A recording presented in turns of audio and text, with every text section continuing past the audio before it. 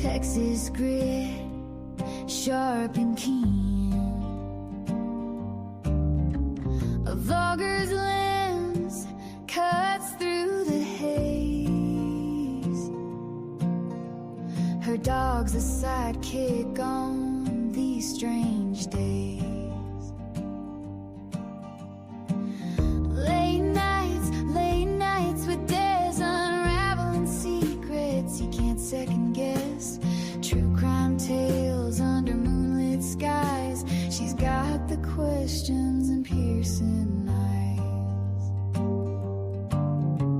Whispers in the dark echo through the air. Her fearless spirit takes her everywhere. A Texan heart and a sleuth sharp mind. Late nights with Des leave no stone behind. Late nights with Des, piecing puzzles with finesse. True crime vlogger with a fearless quest. In her world, the curious are always blessed.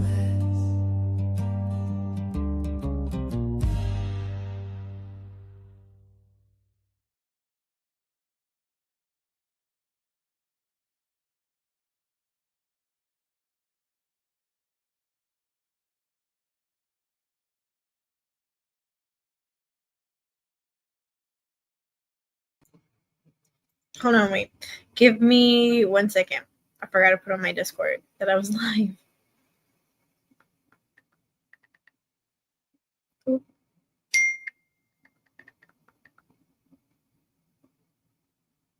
Okay. Anyways, hi guys. Today's the 2nd of September. Finally, it's September-ween. I love the fall. I love September. I love October. I love Halloween. It's my favorite season of the year. I love it so much because it gets so cold finally here in Texas because it's been like blazing hot lately. We were like I think 102 the other day. It was so hot. I'm so ready for fall. I'm ready for the cold. I hate the bugs. I hate the hotness. It's not my thing. But I hope you guys are doing well. I hope you guys are doing good. I've been busy, so I kind of forgot to put like the live date on my Discord, but I did, and might as well. Hang on.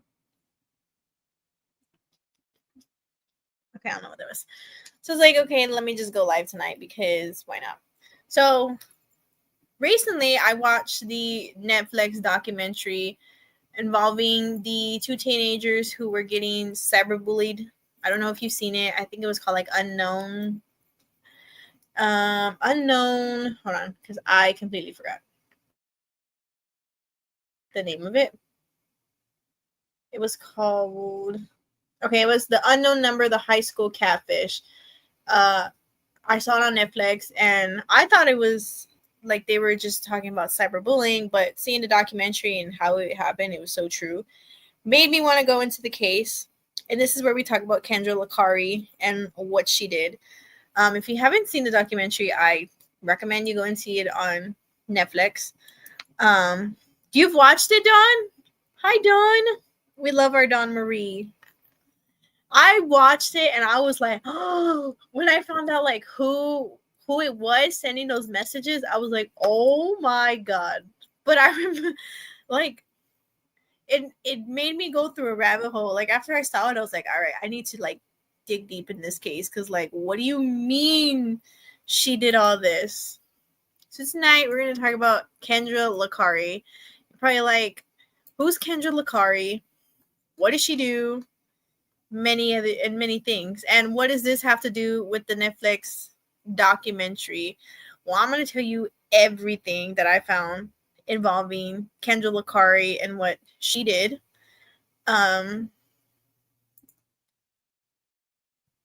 Let it load. I don't have to do my disclaimer no more. Thank God for StreamYard said it's at the bottom. You haven't seen it? Hi, Kitty Q. How are you? You haven't seen it? Oh, you have to see it. It is so, like, crazy. Yeah, it's crazy. It's really crazy. Let me Share my screen.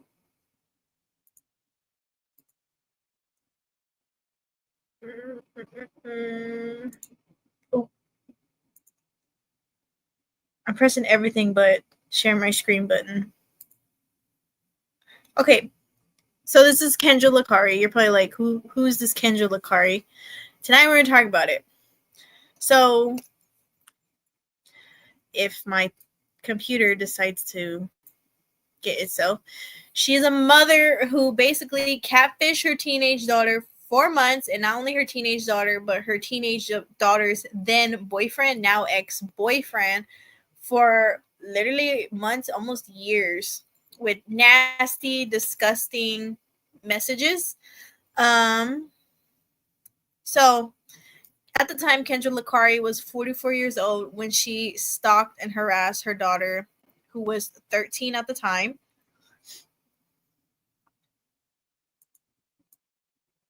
Hold on. Okay, there you go. So Kendra Licari was a mother who catfished her daughter anonymously for over a year, has revealed her motive for sending just these nasty text messages, these comments to her daughter and her ex-boyfriend now.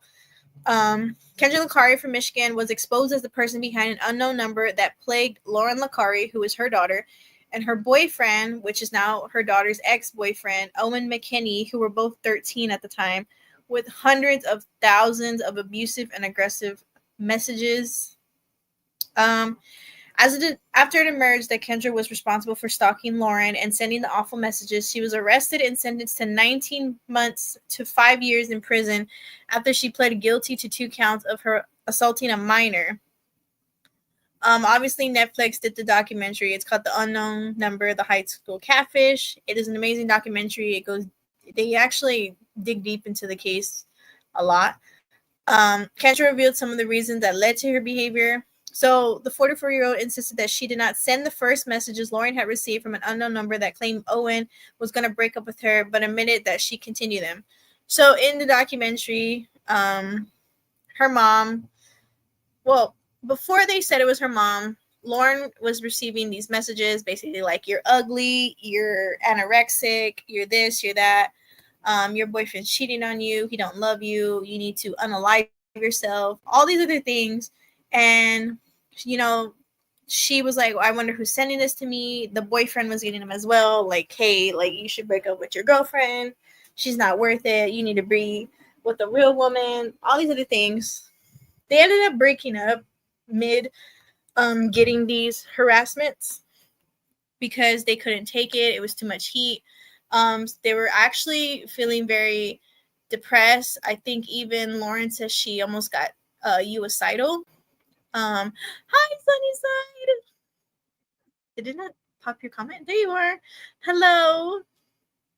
Yeah, she stalked and harassed her own daughter.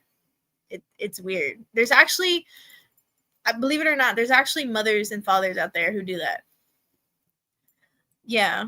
What was nasty was she did to her daughter and her boyfriend. Yeah. So in the documentary, it goes on and says that they end up breaking up. They told this anonymous number, there, we broke up. This is what you wanted. You wanted him single.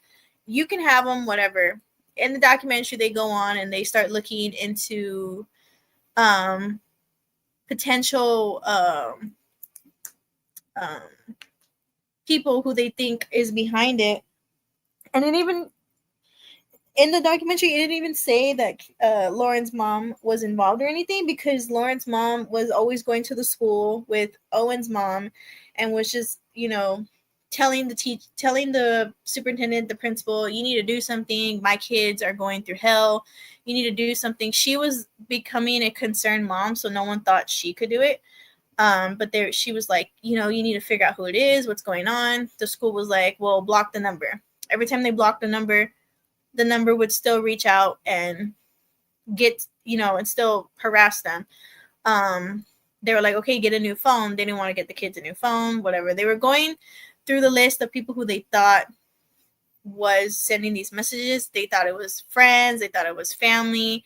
all these other things. And then finally at the end, they come to reveal that they got an IP address. And in that IP address, it was linked to Lauren's mom, Kendra. And, you know, and it shows the body cam footage where they basically confront Kendra and they're like, why'd you do it? You know, we caught you in this lie. What are you doing? She was like, it wasn't me the first time, but the other times I continued it. And she made up this line saying that she wanted to know who this unknown number was and that she couldn't figure it out. So she ended up continuing these harassing things, which is a bunch of bullshit. She's been doing it this whole time. And a lot of people are speculating that maybe allegedly that she had a crush on her daughter's 13-year-old boyfriend. Some say that maybe he was rude to her and she did it. Some say that she probably thought that he wasn't good enough for the daughter. Either way, you don't do that. You're 44 years old. You're a grown-ass adult. You don't harass teenagers. You don't assault a minor like that. Like that. It is so it's disgusting. This is some bizarre. Yeah, it's bizarre. Poor kids. Yeah. Actually, I read that there's actually more cases like this of parents who actually stalk and abuse their own kids. For what gain? I don't know, but they seriously need help. Some of these parents are so-called psychos. They troll their own kids. It's disgusting. Yeah. I was wondering why they never got them a new phone. Yeah, it was weird to me because, you know, my first instinct, like if I was the parent, I would be like, no, we're going to get you a new phone. You know what I'm saying? But I think in Kendra's case, like if she got Lauren a new phone and if Owen got a new phone, I think his name is Owen, right? Yeah, it was Owen. If he got a new phone, Kendra wouldn't be able to go and harass the boyfriend. But she would be able to harass the daughter because, I mean, they live in the same house. You know what I'm saying? But for a 44-year-old woman to be doing something like this, like, are you kidding me?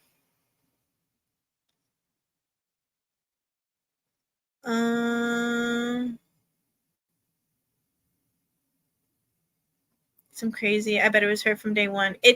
I mean, all evidence leads to her since day one. I don't get why she said that from the beginning it wasn't her. It was her.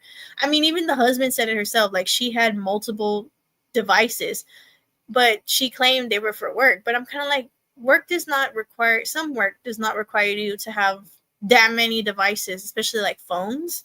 So I'm kind of like, creepy. Yeah, it's creepy. A crush. Yeah. I mean, I don't know.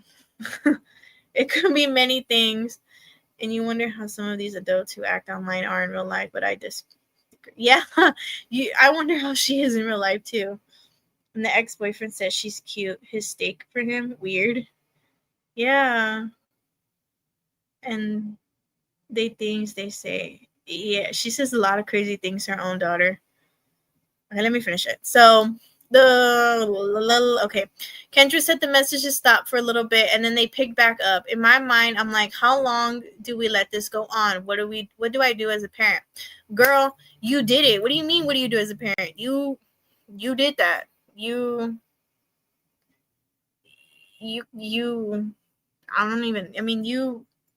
you kept on going and doing all these nasty things. Honestly, the best way would have been to stop it by shutting her cell phone down, right? But then I was like, well, why should she have to do that, you know? Why should she have to get a new cell phone because of someone else's actions? Because of your actions, your daughter is feeling like this. It's because of your actions, Kendra. I really want to get to the bottom of who it is she claimed, and that's when I started sending the text messages to Lauren and Owen. That's complete, in my opinion, that's complete bull. She's been doing it from the beginning.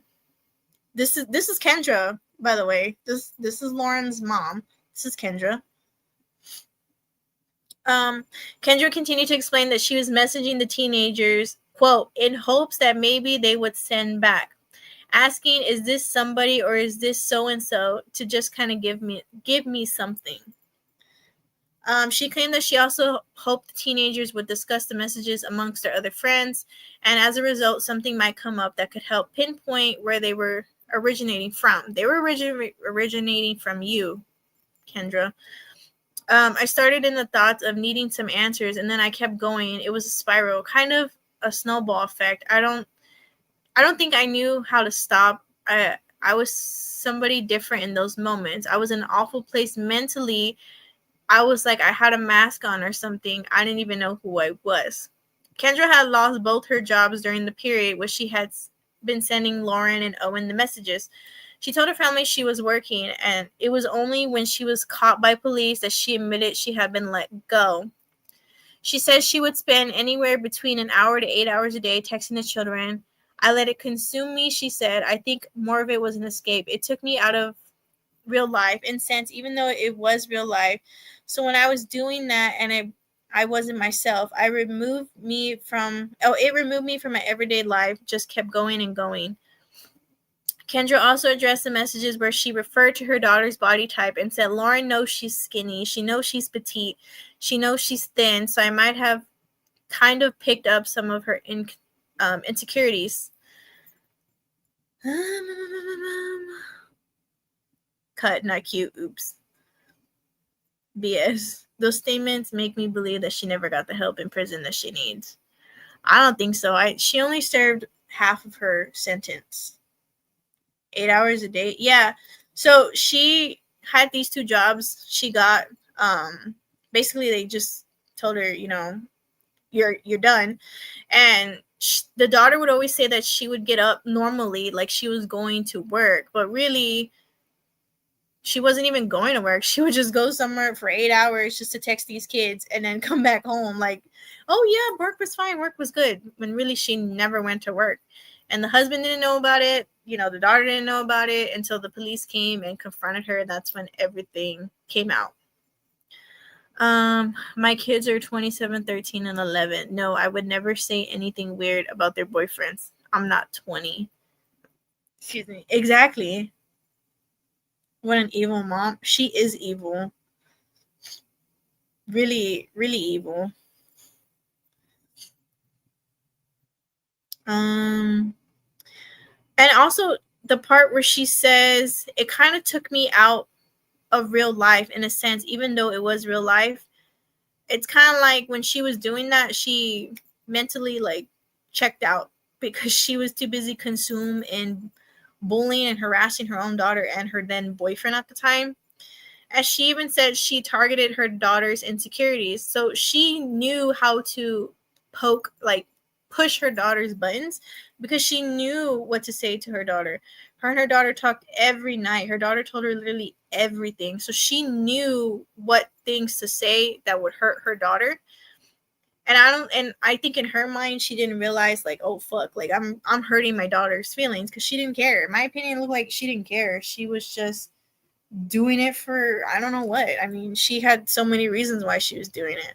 She said that Lauren knows she's skinny. In some of the text messages, she said her daughter was skinny. She had a flat butt. She had no chest part. She was anorexic. She was this. She was that. It wasn't until a point when the daughter started feeling like, damn, like really sad. It was when she told her you should go unalive yourself. The way you're dressed is disgusting. That's when the daughter started feeling like, well, maybe they are right. Like she started feeding and believing into these text messages. And I think right there is when Kendra really did push her daughter's buttons. Why are you going to tell your own daughter to go unalive yourself? Like, are you freaking kidding me? Have all girls. So bizarre. I couldn't imagine doing that. No, I mean, I don't even know what even possessed in her mind to even think this was okay. But honestly, the messages weren't really targeted at her insecurity, she said. The director asked if she was actually sending the messages to herself, to which Kendra replied, this is very possible because I was way too thin. I was not eating, so you could put me in the anorexic category. So basically, the director who made this documentary asked Kendra, like, hey, like, do you think you sending all this nasty stuff to your daughter was you talking to yourself? She goes, yeah, it could be a possibility because she was skinny. I wasn't eating. I call bullshit. I don't think so. Oh, and this is her mug shot, by the way. This is Kendra's mug shot. This is Lauren, so this is her daughter, and then that's Kendra. This is the body cam footage that they show in the Netflix documentary. I tried finding it. I couldn't find it. I think I have to do like a FOIA request. And then this is them. Kendra was very heavily involved with Lauren when it involved school. She was always with sports and stuff.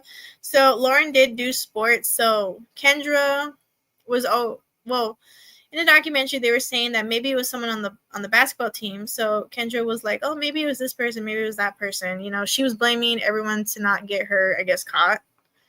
I'm here to boost my kids' confidence. What the hell? Yeah, as a mother, you would want to boost your kids' confidence. You would want to make them feel good, make them feel happy, not make them feel down in the dumps. And this is Kendra and Owen.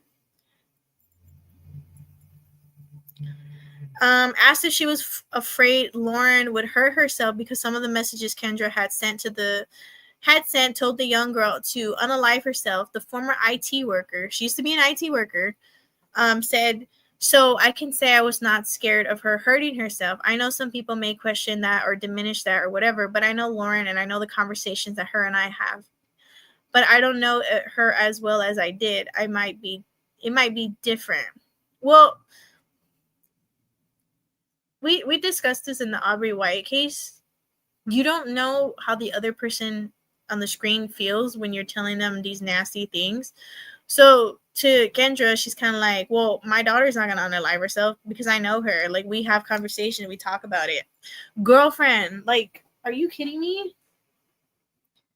To tell somebody to go unalive yourself, especially your mother. Later on, she ends up finding out it was the mother who was saying all this stuff. In the documentary, she was like, she was kind of hurt that the mother said, you know, go unalive yourself. Like, she didn't know what to do. She didn't know what to say. I mean, you wouldn't want to hear that from your mom. Like, go unalive yourself. Are you freaking kidding me? Superintendent Bill Chillman told the documentary that he believed the whole incident was a cyber Munchinson, sorry if I'm saying it wrong, case. He explained Kendra wanted her daughter to need her in such a way that she was willing to hurt her. This is the way she chose to do that versus physically trying to make her ill, which is typically Munchausen's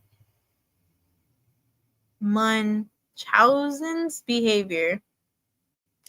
So basically, the mom, from what I'm getting, was he thought the mother wanted the daughter to hurt rather than to make her sick. So she rather hurt the daughter than to make her another Gypsy Rose.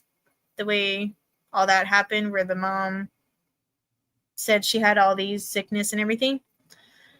Recalling the moment she was exposed as the perpetrator of the abusive messages, Kendra said, it was a very emotional day in our house. A day of confusion, unknown answers, shock, a day of not even knowing how we move forward to the next day. It was a hard day, but at the same time, it was an end. She added, every single one of us makes mistakes. Not a single one of us has lived a perfect life. And realistically, a lot of us have probably broken the law at some point or another and not gotten caught. Kendra is not currently allowed to see her daughter, but hopes to have a relationship with her in the future. Lauren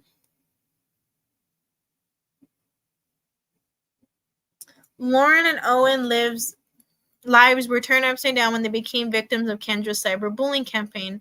Despite their relationship starting off like any other high school romance, the pair first met in 7th grade when Lauren was 12. Thanks to their shared interest in sports, among other things, they hit it off.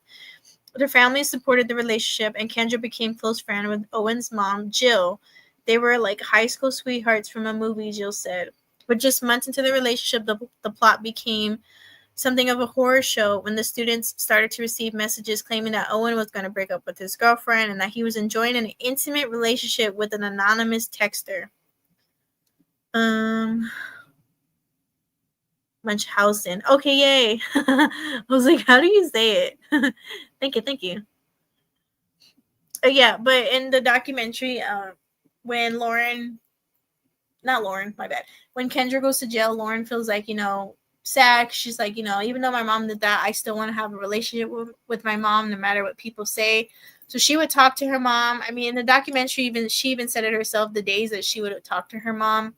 Then when her mom came out, she was like, maybe one day we can have a mom and daughter relationship. But she even admitted, she needs help.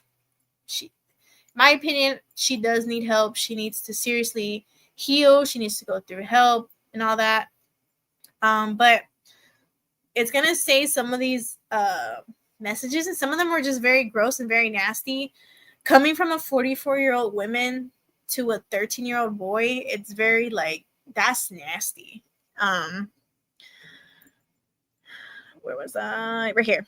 So it goes, "Hi, Lauren. Owen is breaking up with you." The text began, continuing, "He no longer likes you and hasn't liked you for a while. It's obvious he wants me. He laughs, smiles, and touches my hair." The text added, "We are both down to FUCK.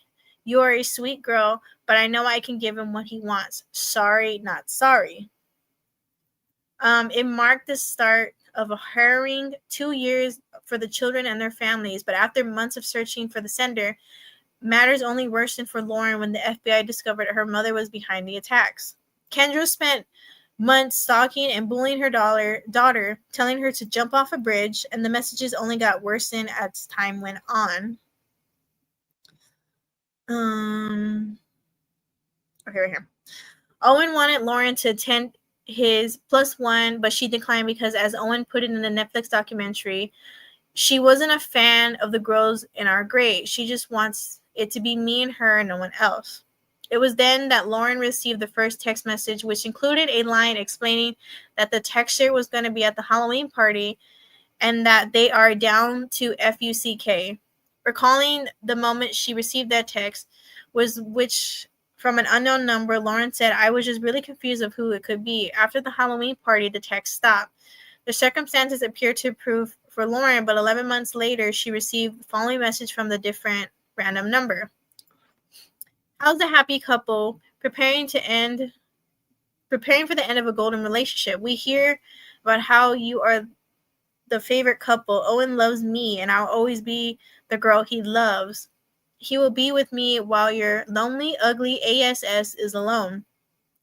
Discussing the messages, Lauren said, "It seemed like the text messages were trying to make me and Owen break up. I knew it wasn't somebody I knew because I would have had their phone number saved in my phone. Lauren tried to call the number to figure out the person's identity, but her attempts failed. She couldn't block the number either because the sender was using a random number generator."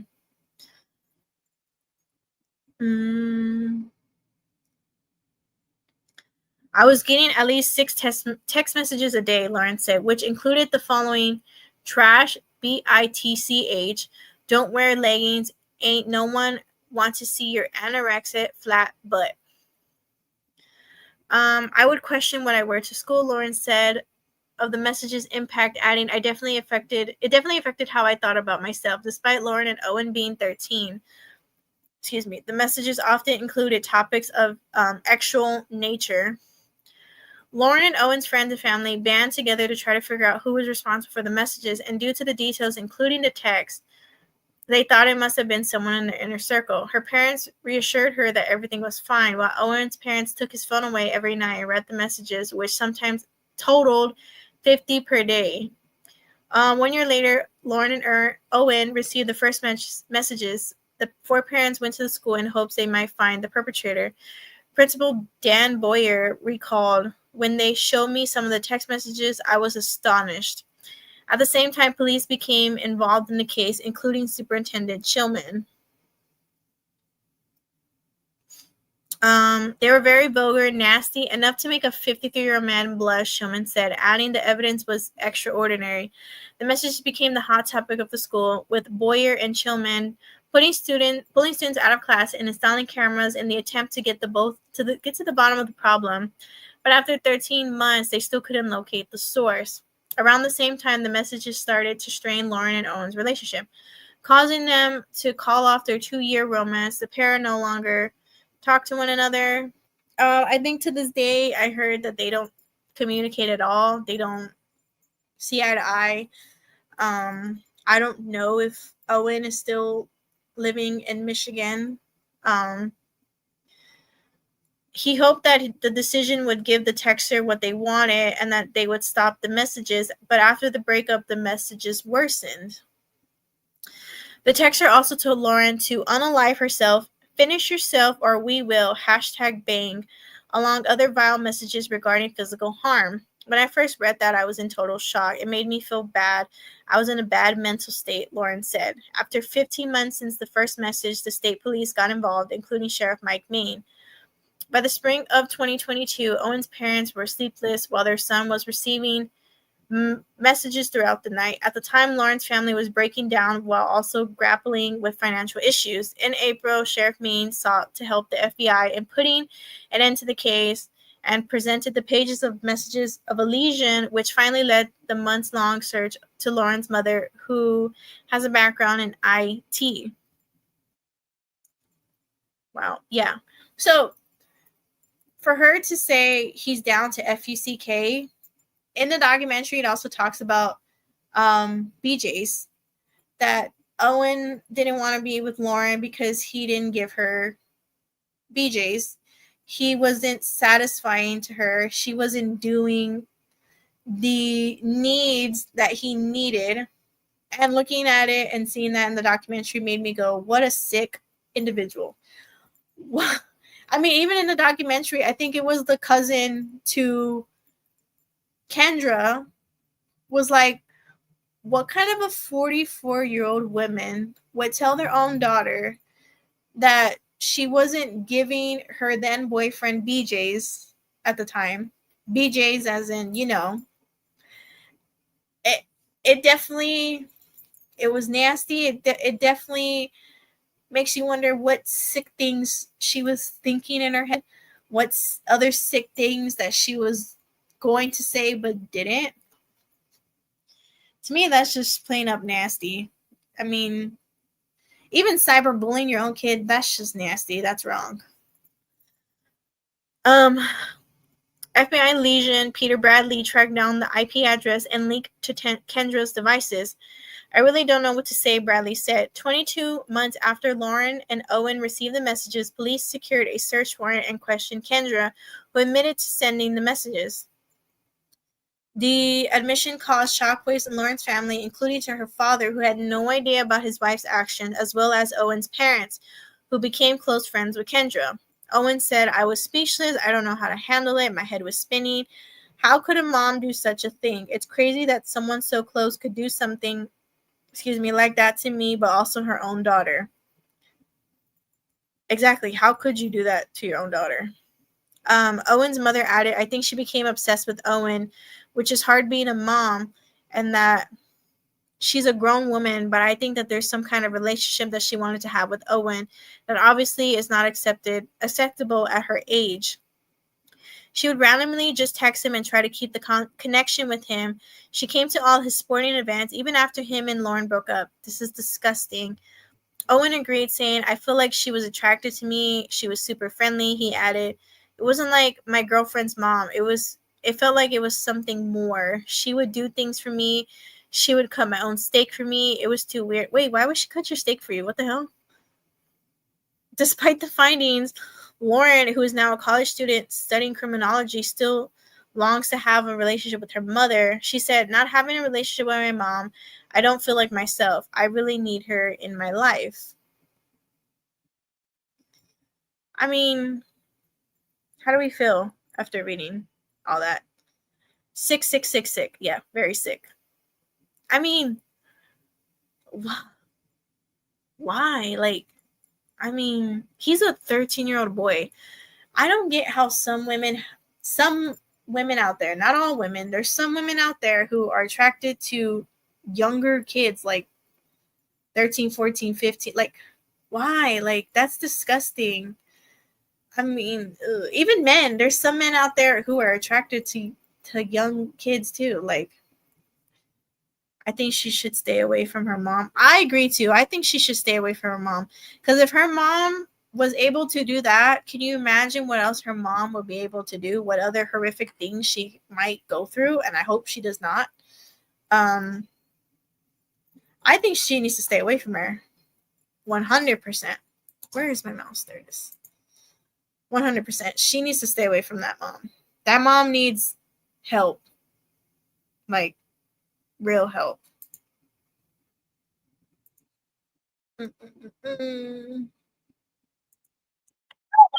Okay, let's watch this video.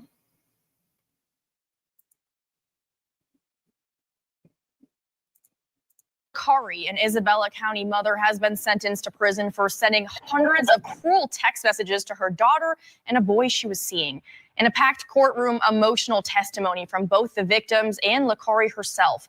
According to the prosecutor, for months in 2021, Licari sent hundreds of harassing text messages to her daughter and the boy she was seeing. When law enforcement officials got involved, they say Licari was working with the other teen's mom to find out who had been sending the messages. Prosecutors say she even went as far as framing another teen who went to the school with her daughter. Licari was remorseful as she spoke before sentencing. I never want to hurt anyone else like I have already done. I actually look forward to continuing my work and continuing my progress daily.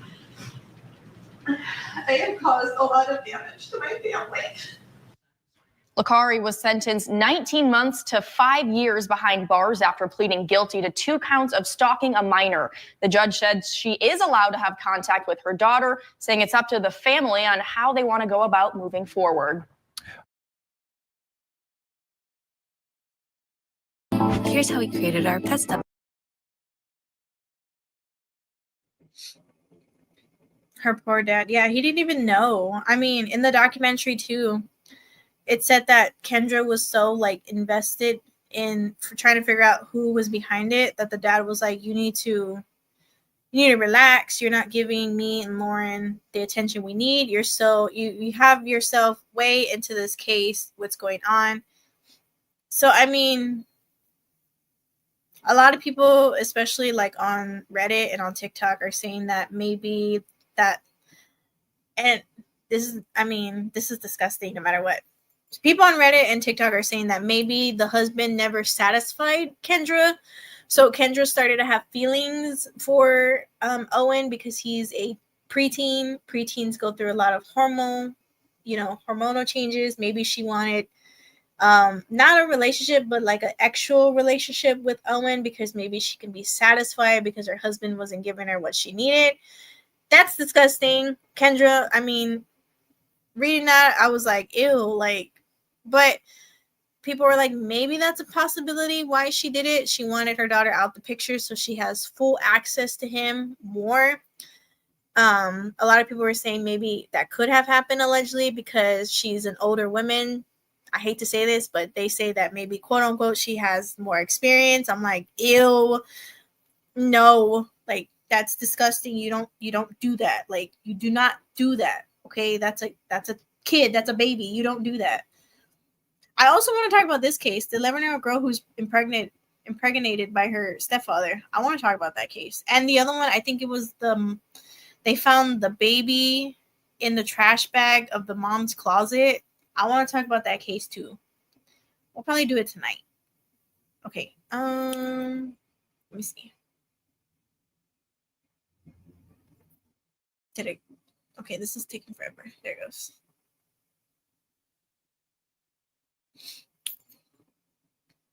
Okay. So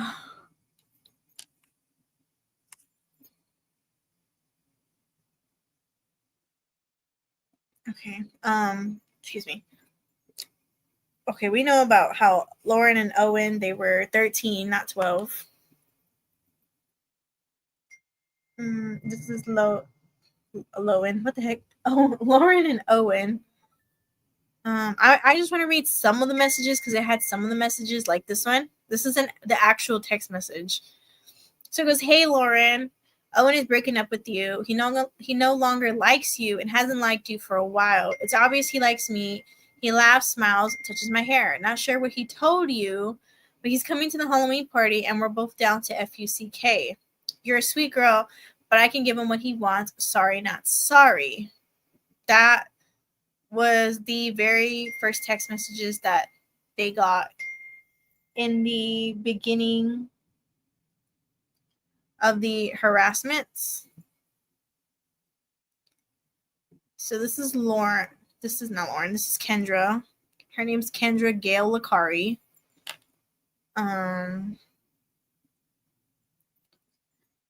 She had recently got parole back in, is that August?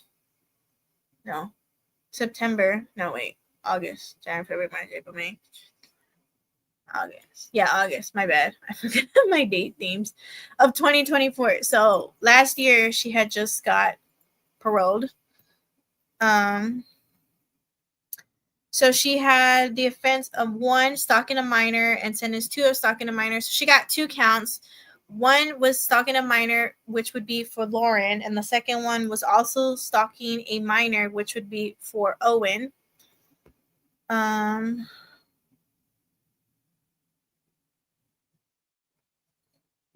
Okay. So they did give her parole. I think they should have just kept her in there. There's no need to even.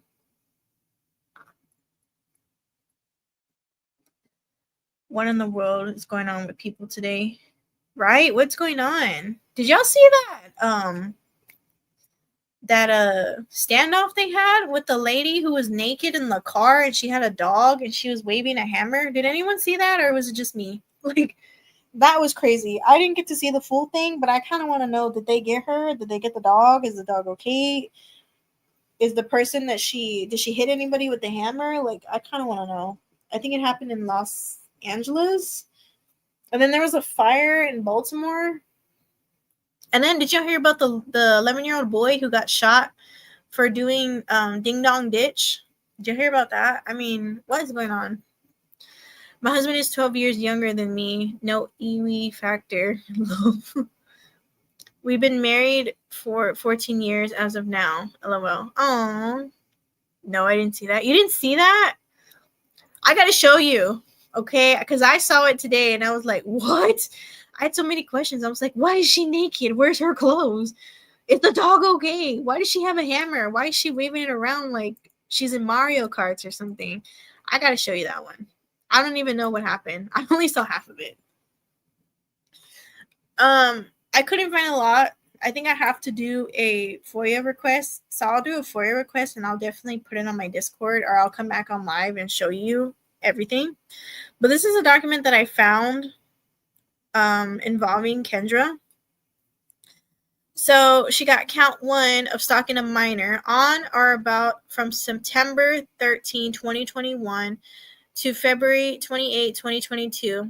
Did engage in a willful course of conduct involving repeated or continuing harassment of confident victim OM, which is Owen, while being 5 or more years older than the confident victim, who was less than 18 years of age at some time during this course of conduct, the conduct being such that would have a reasonable person to feel harassed, and such conduct did cause confident victim and OM to feel harassed, contrary to MLC. Count 2, computers, internet, communicating with another to commit crime, maximum imprisonment of 4 years or more, but less than 10 years. On or about from September 13, 2021 to February 28, 2022. Did use the computer and internet to communicate with confident victim OM for the purpose of committing MLC or MCL, my bad. Stalking a minor where the victim or intended victim OM was a minor.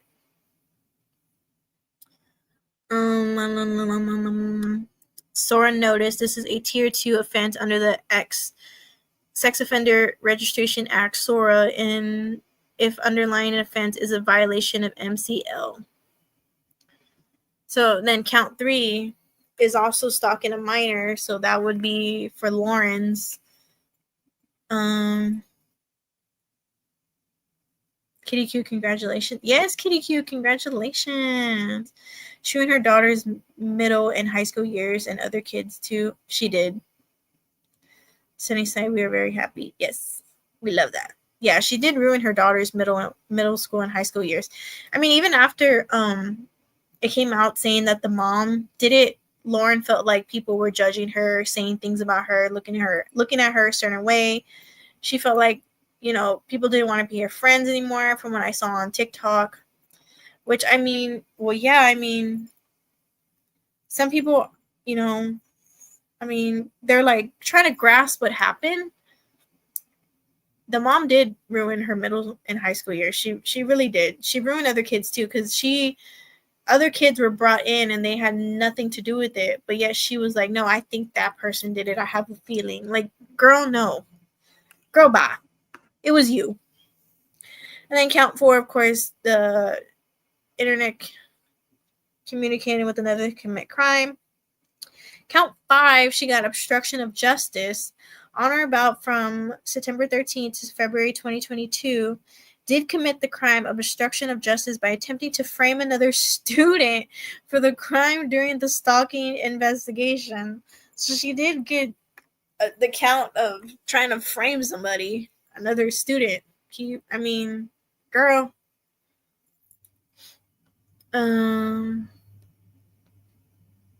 Okay, yeah, that's about it from that document. I guess I don't blame them. They're so young to fully grasp it, in my opinion. Yeah, they were so young. I mean, even Lauren couldn't believe it. She was like, my own mother? Like, are you kidding me? Like, your own mother does that to you?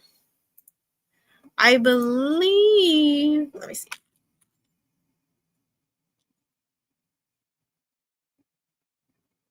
Let me see. I'm trying to find.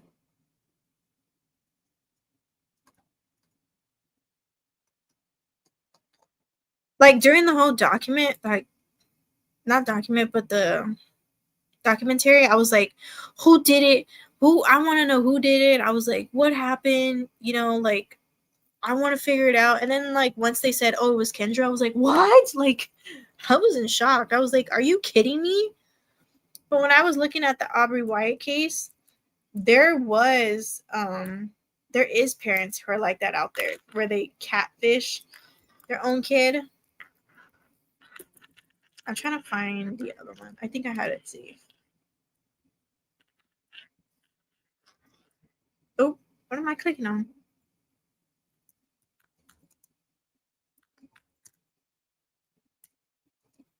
Yeah, when I did the Aubrey Wyatt case, I looked deep into bullying, because I was like, bullying does not happen with, you know, teenager to teenager, adult to adult, elderly to elderly. Sometimes it's parent to kid, you know, cousin to kid, your cousins, things like that. And I don't know where it went. I have to find it. But I'm going to do a segment on that.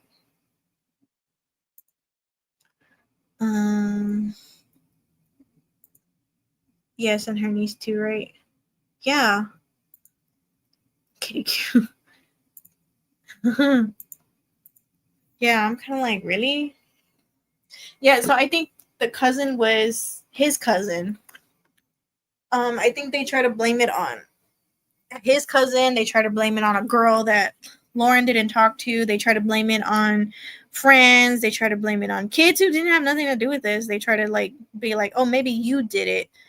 They try to pinpoint whoever it was, but really, it was the mom.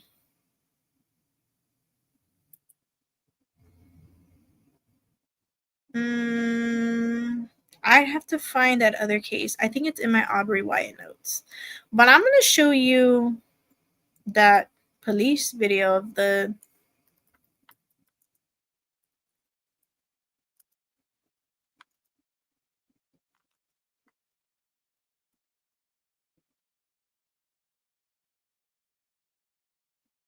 Okay, here. I'm going to read you the article. I was like, what? Why is she naked? Okay. So this happened today. So cops arrest naked women after 4-hour standoff in Los Angeles with dog in the car. Cops arrested a naked woman after a brief chase and 4-hour standoff on the streets of West Hollywood Tuesday morning. Police pursued the alleged birthday suit bandit after locals reported an assault involving a screamed nude woman. The LAPD confirmed to the Post. The woman, whom police did not immediately identify, took off in a Ford Bronco with a small dog in the back seat. Aerial footage from KTLA also showed. Police quickly surrounded the Bronco, but the woman refused to get out of to get out for almost 4 hours, and at one point hurled a hammer out of the car window.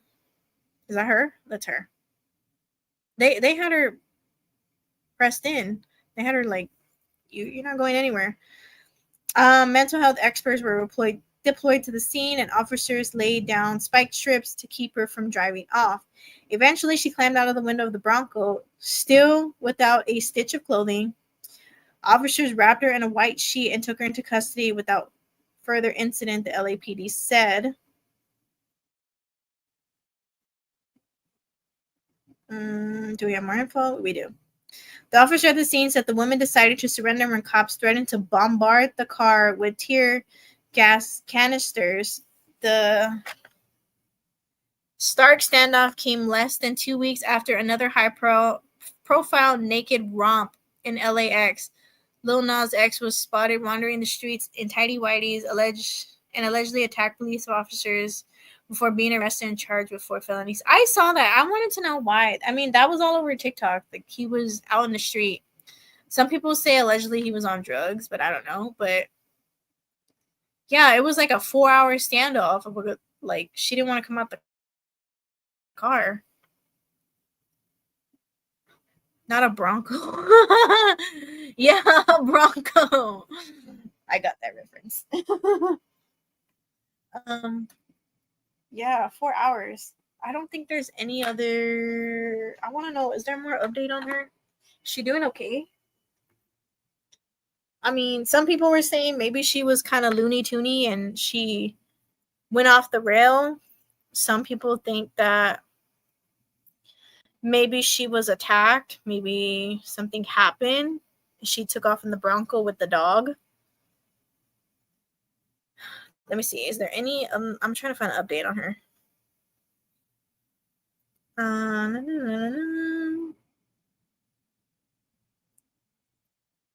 Let me see. This happened today, literally. Naked woman.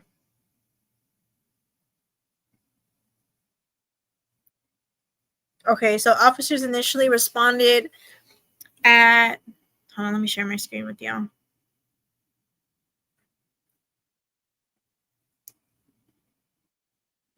Okay, go here. Scroll. It's loading. Add to stage. There it goes. Oh, Jesus. There it goes. Okay, responded at 6:44 a.m. to reports of a screaming woman causing a disturbance on the 11,000 block of Oveda Place in Bel Air. According to the Los Angeles Police Department, the streets is just east of Getty Center and the 405 freeway. The brief pursuit ensued, ending on the boulevard, where the woman stopped the SUV in the middle of the street. Officers with guns drawn positioned themselves behind the gray Ford Bronco, using their patrol vehicles as cover. During the standoff, an LAPD system-wide mental response team was summoned to the scene. The intersection of Sepulveda, sorry if I'm saying it wrong, and Montana was closed aimed the morning commute. Police placed spike strips on the ground in front of the SUV as a precaution against the possibility of the suspect attempting to drive off. By 10 a.m., 3 LAPD armed vehicles had arrived at the scene and boxed the Ford Bronco as the woman remained inside. The incident remains under investigation. Okay, so they really haven't really gave any more detail. Just that they took her in. Hopefully they give us some intel. Oh, there was another one I was going to tell you. Oh, yes.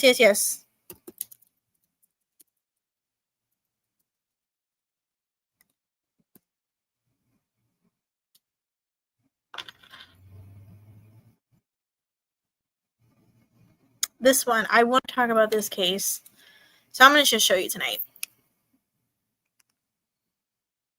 So the University of Kentucky cheerleader, 21, arrested after her newborn is found dead inside of a black trash bag in a closet. The University of Kentucky student and competitive cheerleader was arrested after the body of her newborn was found stuffed inside a garbage bag tossed in a closet, according to authorities and reports. Lincoln Snelling, 21, was cuffed Sunday after cops were called about an unresponsive baby at a residence near campus grounds in Lexington, the Lexington Police Department said in a statement. Officers found the infant wrapped in a towel inside a black trash bag in a closet, according to a police report obtained by WLWT. This is her.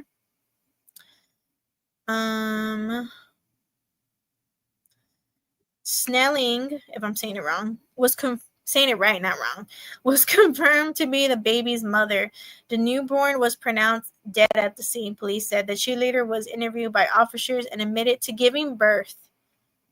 What? The new mother has been charged with abuse of a corpse, tampering with evidence, and concealing the birth of an infant, cops said. Nearly all abortions have been illegal in the state since 2022. I don't know if you can do that anywhere now. Snelling is listed as a member of the University of Kentucky stunt team, according to the school's athletic website. She's a senior at the university and has served to the competitive team for the past 3 seasons.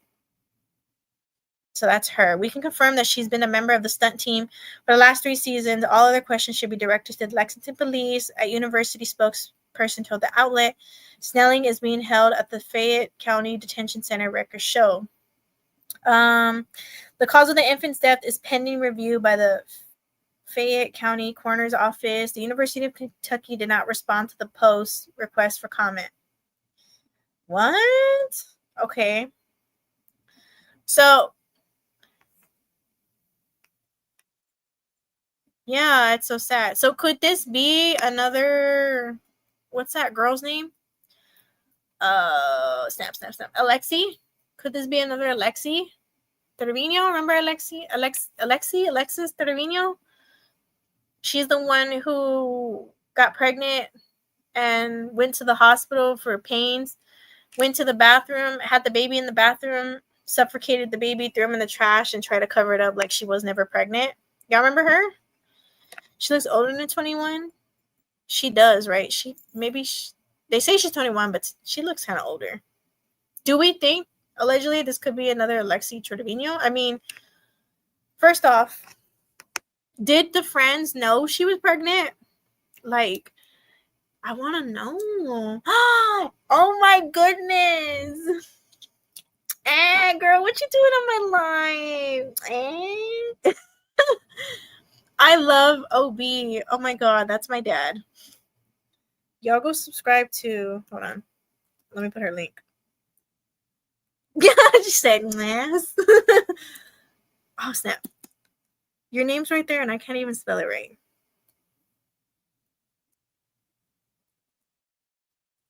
Okay, let's see if I do this right. I have Nightbot. Let's see if he puts your link. Oh my God, y'all go subscribe to my dad. She is amazing. Y'all go subscribe to OB. I love her. I love her.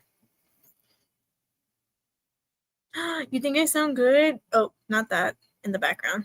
Thank you. Yes. Okay. They said the friends knew. I love you. I love you. I love you all. Why is Nightbot not working? Okay, maybe I put the wrong command. It's something. There it is. There's OB's link. Y'all go subscribe to her. She's amazing. I don't know what this is going on in the background. Yeah, Alexi. I think I covered that case. I don't remember if I did. But could she be another Alexi? I mean, first off, like, did the friends know she was pregnant? Did her parents know she was pregnant? Like, how long has the baby been deceased in the closet? You know? I don't know if they're going to release the baby's autopsy. If they do, I'll come back on live and I'll talk about this case.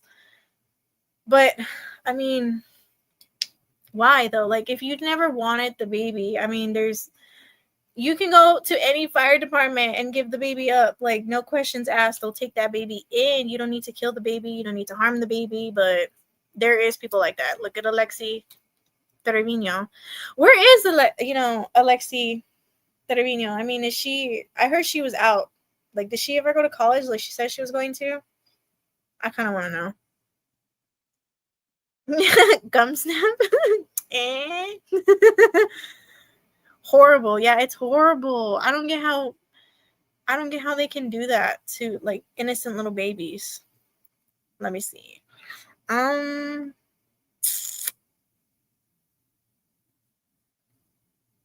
need to know more. Let me see. Okay, we can watch. Say they responded here to a home on Park Avenue Wednesday morning for an unresponsive infant that was found inside a closet. 21-year-old Laken Snelling is now behind bars at the Fayette County Detention Center after police say she admitted to what happened. Snelling was arrested Saturday, August 30th, and has been charged with abuse of a corpse, tampering with physical evidence, and concealing the birth of an infant. According to her arrest citation, the newborn was found in a towel inside of a black trash bag.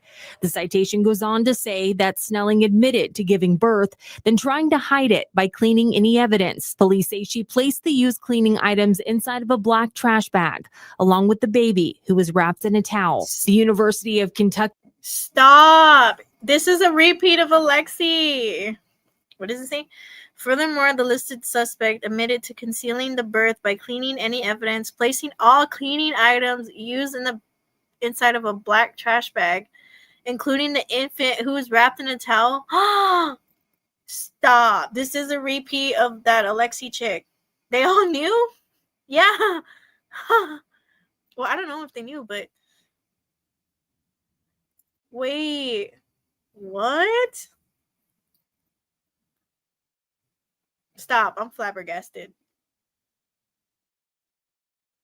In process of cleaning the evidence of the birth, the listed suspect tampered with said evidence that proved she had given birth by wrapping the infant in towels and placing it inside of a black trash bag. The listed suspect treated the corpse in a way that would outrage ordinary families' sensibilities. Stop. This is another Alexi Trevino case. She was charged with concealing the birth of an infant, tampering with physical evidence, abuse of a corpse. I want to know, did the school ever knew, or like did anyone knew she was pregnant? Like, that would have, like, if I saw a girl pregnant and I went to school with her and then I see, she never had the baby with her, she never, I would have rose a brow and be like, where that baby at? Like, where's your child at? Like, hello. I would have rose concerns. I want to know if the family knew. Did the family know? Did the friends know? Did anybody know she was pregnant, or did she like wear baggy clothes like this Alexi chick did? This is like Alexi Trevino 2.0, honestly. How do we go from Kendra to this girl? I went off track. Jeez. In a towel. The University of Kentucky did confirm that Snelling is a student athlete and has been a member of the stunt team for the last 3 seasons. Snelling is scheduled to appear in front of a Fayette County judge tomorrow afternoon for her arraignment. We're going to be inside the courtroom and we'll be sure to keep you updated on what happens. In Lexington, Lauren Miner, LEX 18 News. We thank you for watching. When did she go to court, though? When was this uploaded? 13 hours?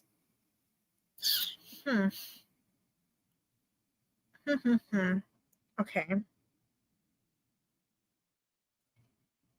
I'm looking at other stuff and I need to pay attention to this. Okay. Let me see. Oops. Why do I keep doing this? Okay.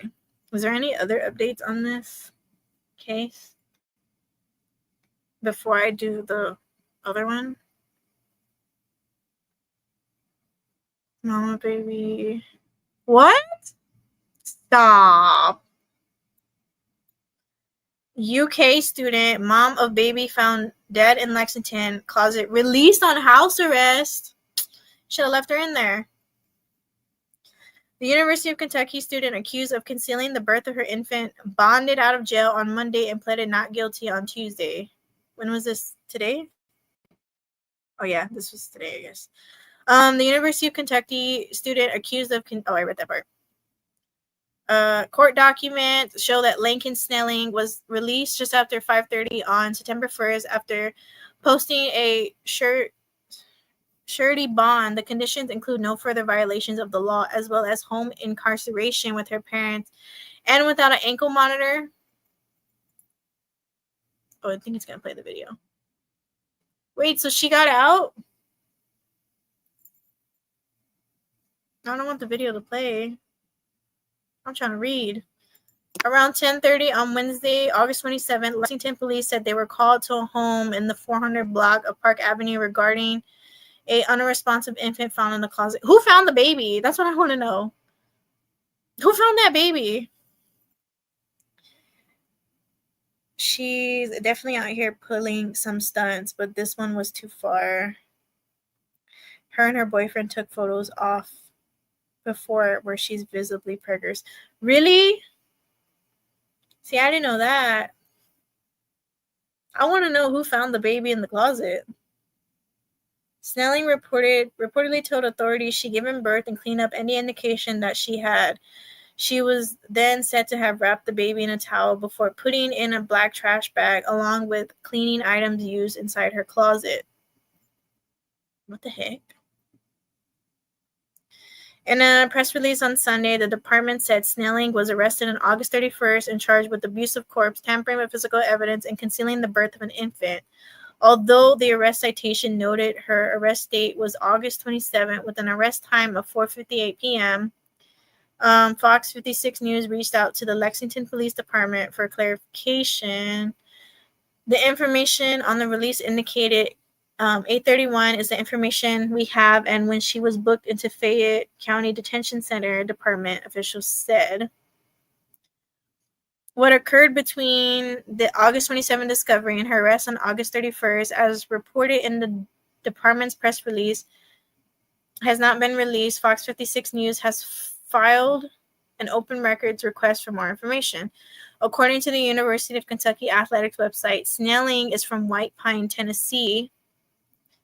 UK officials confirmed to Fox 56 News that she was a senior and a member of the university stunt team. UK added stunt as a sport in 2021 and is described by the university as a head-to-head competition between the two teams.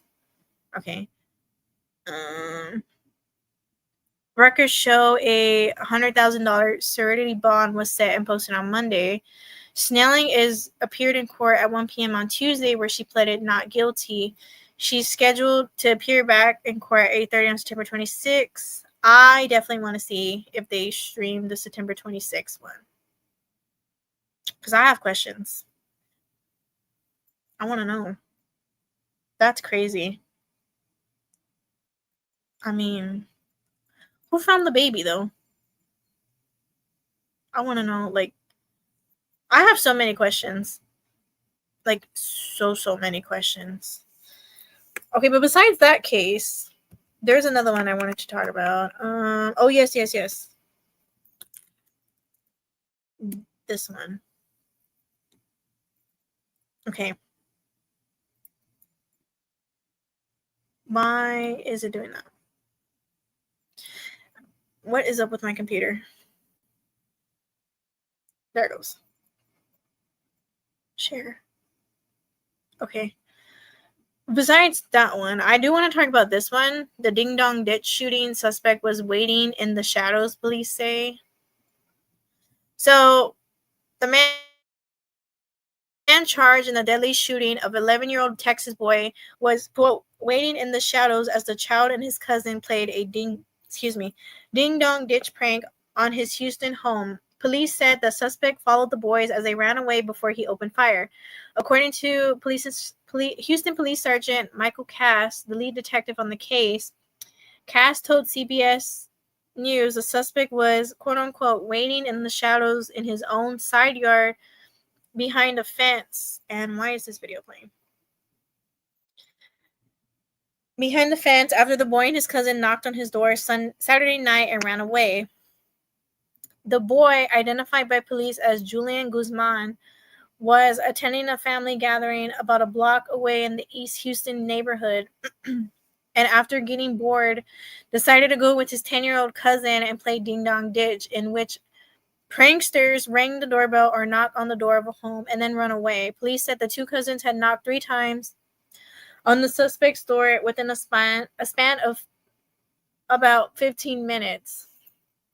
On the third knock, the cousins ran as fast as they could, but the homeowner was waiting behind the fence in his yard. Guzman was recording the incident on his phone. Police said, showing himself knocking and running. Shots are heard in the video, police said, and there is an audio of the boy gasping. Oh my God, he's little. Guzman's cousin told police he didn't know what to do, only what he had seen in movies, so he tried to pick him up. As the boys appeared as children, not threatening in any way, Cass said, Guzman was wounded when police arrived at the scene and taken to the local hospital, where he was pronounced deceased on Sunday, police said. Gonzalo Leon Jr., 42, has been charged with murder and booked into the Harris County Jail. According to online records, he is scheduled to appear in court on Wednesday, so I'm assuming tomorrow, maybe? Police said Leon is a former Army veteran who was deployed and spent time in the reserves. A handgun, 20 other guns, and tactical and smoke grenades were found during the search of his home. What the heck?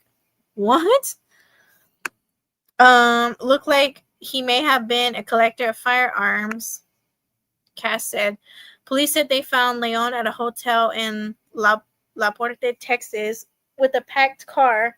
The hotel was booked for 3 days.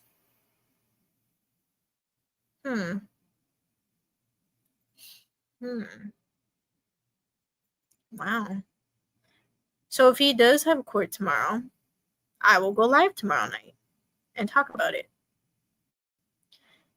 But he shot Julian because of a ding-dong ditch. And they said, according to police, he was behind his fence in the shadows.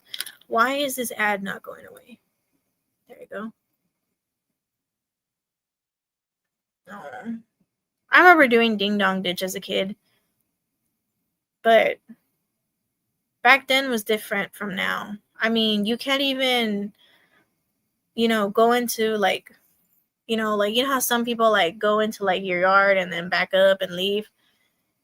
Someone did that and they got shot. And even at that too, you don't know if that person is just doing it to like back up and leave or they're coming and doing something. I mean, in this world, you don't know. But a little boy, I mean, what is going on in this world?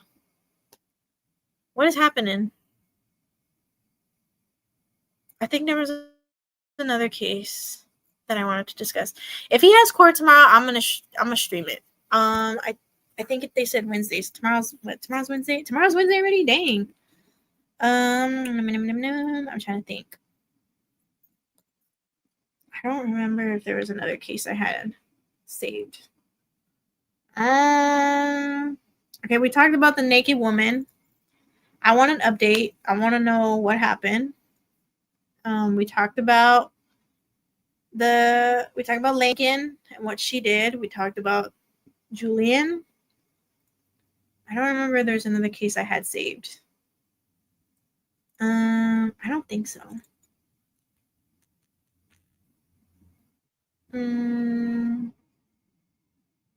So far, that's all I could find on all these cases.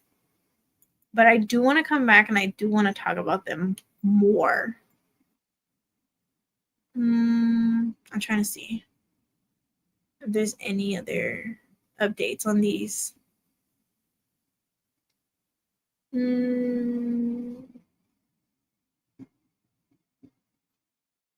Okay. I don't think so.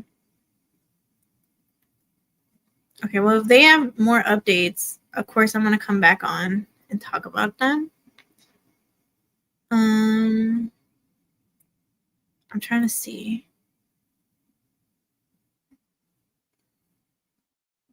I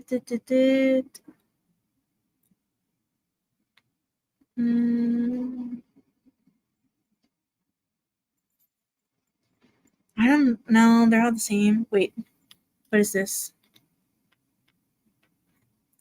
Share screen. Okay. Add to stage. There it goes. Wow, okay. Thanks. Whatever this ad is. Now I gotta exit this ad. There we go. Neighbor says she warned boys about playing ding dong ditch before 11-year-old was shot to death in East Houston. Police say a homeowner shot and killed the victim, who was with a group of kids ringing doorbells on Millbrook Street and then running away late Saturday. The suspect and the 11-year-old who was killed have both been identified. Murder charges have been filed against Gonzalo Leon Jr., 42, in the case of Julian Guzman, is the 11-year-old who was shot and killed. A family birthday party ended in tragedy over the weekend after a boy was shot and killed while playing ding dong ditch with other kids. The name of the 11-year-old victim hasn't been released.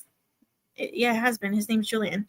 And the homeowner accused of shooting him hasn't been charged yet. I mean, they just said, oh, okay. They just fixed it. The kids were ringing doorbells around 11 p.m. on Saturday, August 30th, and then running away, according to Houston Police Department.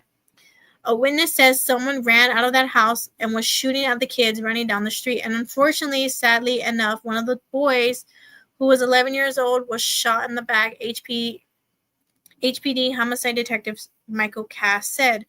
Folks who live in the East Houston neighborhood where it happened were all still shaken. What harm could have done? Playing with the doorbell, that's the part that really kind of hurts the heart, one neighbor told KOU 11.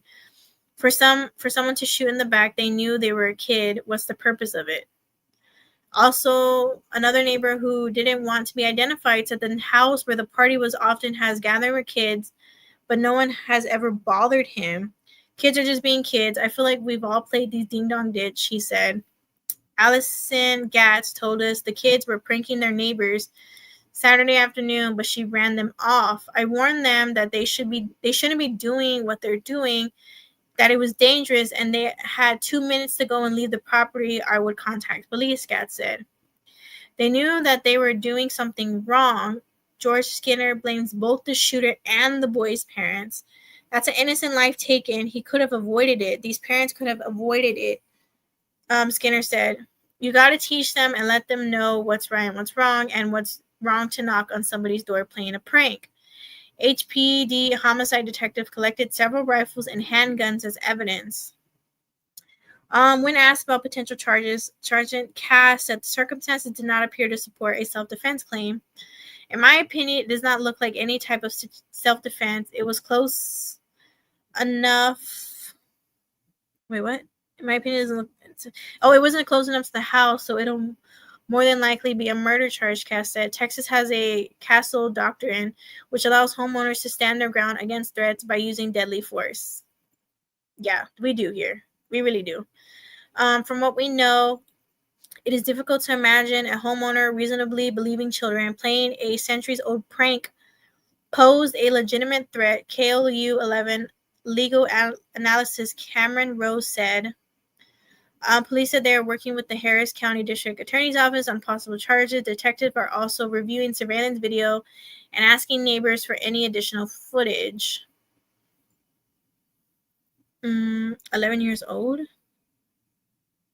I heard it was a TikTok thing. I've been seeing a lot of TikTok trends too. I haven't seen the ding dong ditch one, but I remember doing ding dong ditch as a kid. My mom would beat my ass. Like, I would go with my little cousins, and we would go and like ring my neighbor's doorbell. And my mom was like, that Mexican mom where like, if you don't get your ass inside the house, I'm gonna hit you with the chancla. And that chancla was my best friend because I always got hit with the chancla. And I remember doing that when I was young.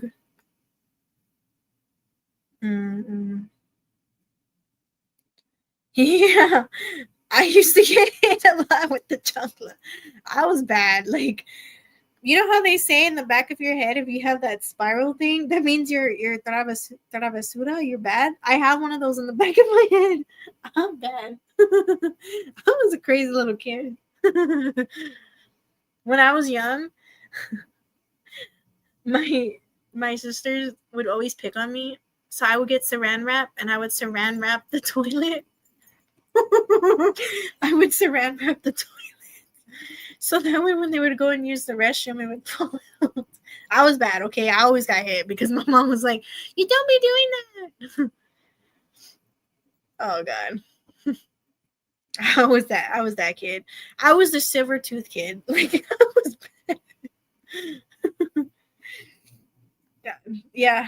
But, I mean, 11 years old, I mean, it could have been prevented. You didn't have to shoot him. You could have been like, get off my yard. Don't do this, you know.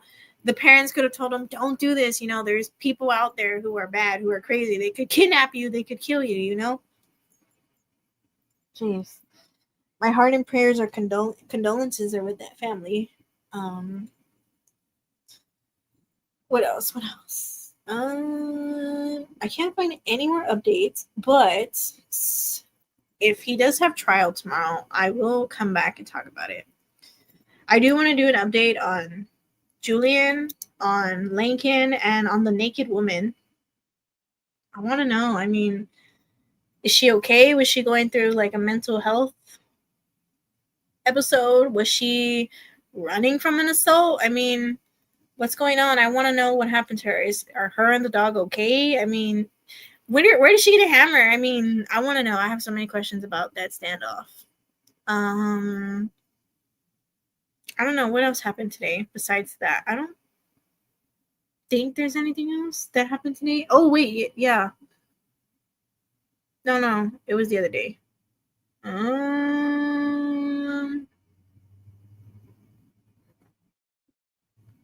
Yeah, I think it was just that. I am going to come back and talk about those three. And then, what time is it? Dang, it's 10:30. I can't find any other updates. So if I get more updates on those three cases, I'll definitely come back tomorrow and talk about them. We talk about Kendra Licari. May she get the help she needs. She is disgusting. Ugh. I mean, if you haven't seen it, you got to go see that documentary. It's called Unknown Number. The High School Catfish is on Netflix. I definitely recommend you go watch it because it was like, whoa. She's disgusting. May she get the help she need. Maybe Lauren needs to, I think, in my opinion, I think Lauren needs to stay away from her. I mean, if she can do all that, cyberbully, harass her daughter, I mean, she just needs to stay away from her. But yeah, I think that's all I have. Yeah, I don't have nothing else in my little notes. Yeah. If I find more documents of Kendra, I'll come back on here. I'll put them on Discord and show you guys the documents. And revolving the other three cases, we're definitely coming back. And I'm going to talk about them because I have so many questions, especially in the Lincoln situation. I mean, this just gives Alexi Trevino like flashbacks. I mean, it is a lot. Thank you guys for being here. You guys are the best. You guys are amazing. Don't forget to go sub to, where'd it go? God dang it. Nightbot. I think Nightbot deleted it. No, it didn't. Wait. Right there. Don't forget to subscribe to OB. And of course, Dawn. I think we're all subscribed to Dawn Marie. But yeah, Friday. Tomorrow, if there's an update, I'll come on live. But if there's not, Friday, we come and we talk about Casey Anthony. We are going to finish our Casey Anthony series. We're going to start streaming the trials of Casey Anthony. And I didn't know she came out talking like 2 years ago about her story, about how she fell and everything happens. I definitely want to see that with you guys. And I want to see how you guys feel about what she has to say on her end, how she put it. We all know Casey Anthony. We've talked about Casey Anthony. What do you guys think about Casey Anthony? Do you guys think, that she's a manipulative liar? I think she's a liar. I mean, in my opinion, I think she did it. She did it. I mean, I think, in my opinion, she didn't want to be a mom. So instead of being a normal person and letting her parents have legal guardianship or adopting out Kaylee to a good family, she ended Kaylee's life. We're going to see the trials of Casey Anthony. And then she's a child murdered. Yeah, she is. I was looking into the Emmanuel Haro case because I really want to know. I know they go to court this week. I think it's the 4th, if I'm not mistaken. And then he goes back to court on the 9th, if I'm not mistaken, because the ex-wife, I think it's the second one, put a restraining order on him. And then she got a protective order or restraining order on him, but for their son. So I want to stream that if they show it. I've been looking because I want to know, have they found baby Emmanuel? And from what I've seen, I don't think they have. But he apparently, from Court TV, this is what he has to say. So I'll show this before I do my conclusions. Dun, dun, dun, dun, dun. Okay. And of course, there's no volume. Oh. And my Wi-Fi is going out. Is anyone else's Wi-Fi been going out lately? I feel like mine has. Yo, what is going on? There it goes.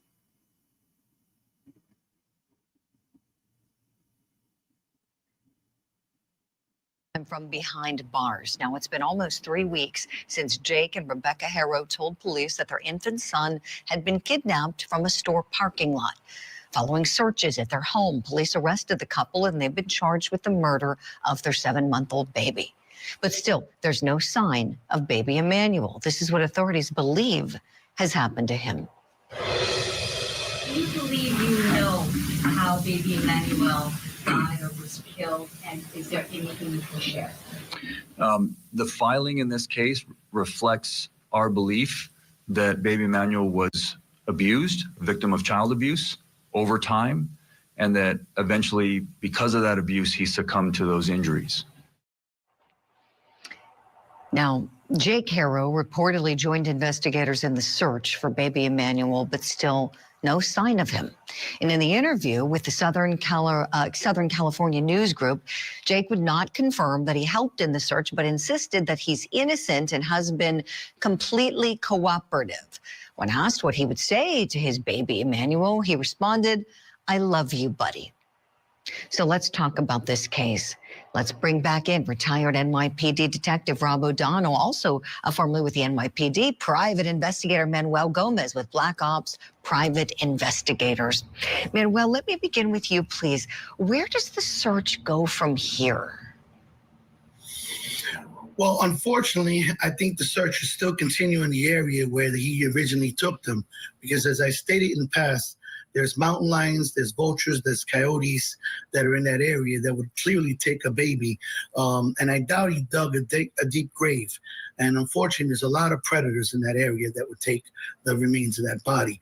But the one thing about this case that nobody's talking about and needs to focus on is the outrageousness of the judge's decision, Julie.